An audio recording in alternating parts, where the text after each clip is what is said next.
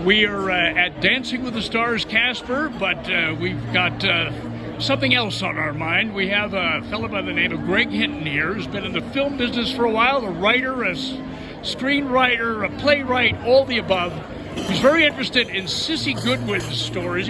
As you know, it's an exhibit at the Nic, but it's about to be a sort of one-man play. Actually, you're going to be reading some of the excerpts from that. Actually, not the excerpts. I'm going to read the whole damn thing. There you go. So what drew you to Larry Sissy Goodwin's story? I read about him on the front page of our Los Angeles Times in 2015 in a very wonderful article called "He's Tough Enough to Be a Sissy in Wyoming."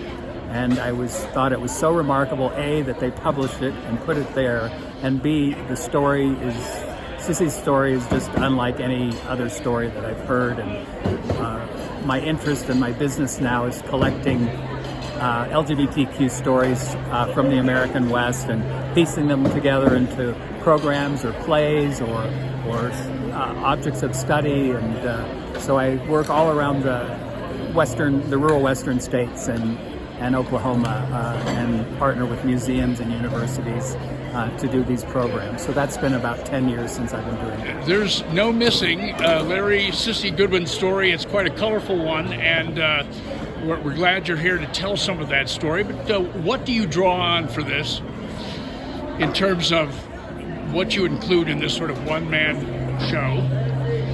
Well, I draw on the path that he walked, because we all, as an LGBT person myself, we've all walked a lonely road at times as we come to terms with ourselves, and we come to terms with how others come to terms with us. And the fact that Sissy had the courage and withstood the blows and had the support of his wonderful wife Vicky and his children. I had family support, and too often many of us don't. We get abandoned by our families. And so family is everything, especially with folks like us.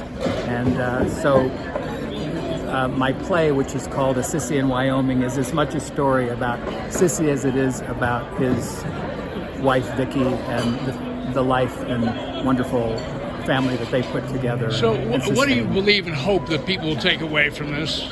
That, we shouldn't hit people because we don't like what they're wearing is maybe kind of the big broad thing, but certainly more important than that is that we have to respect, in a free country, people's choices as to how they wish to live as long as they're not hurting anyone. We can't tell other people what to do if they're not hurting anyone, what to wear, how to express themselves, what to write, what to read, and that goes both ways. The progressive community is guilty of the same thing, telling the conservative community that it shouldn't think the way it thinks. And it's nobody's business as long as none of us are hurting each other and we're honoring the Constitution of this country. So this is going to be the Playwright's reading of this.